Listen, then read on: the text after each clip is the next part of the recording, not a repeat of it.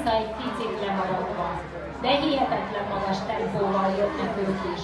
Már az utolsó 500-on belül van a mezőny, és a Győr B csapata továbbra is magas tempóval őrzi előnyét.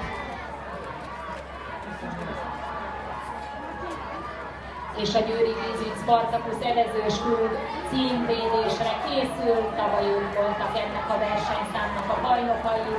A Csepelnek a Tisza nem titkoltan a tavalyi bajnoktól kívánta elhódítani ezt a dicsőséget.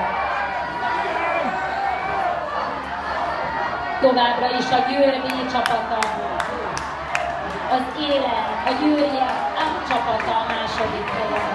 Kettős győri győzelem készülött, de a Csepel nagyon jól jön, az ötös pályán. Nézzük, mi lesz a vége. A Győr B az első. A Győr A csapata a második. Csepel a harmadik. Tisza evezőseglet a negyedik.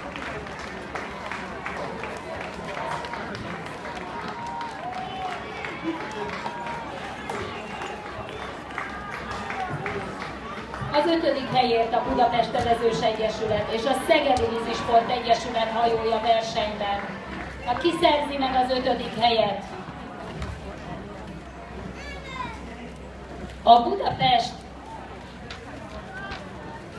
az 5.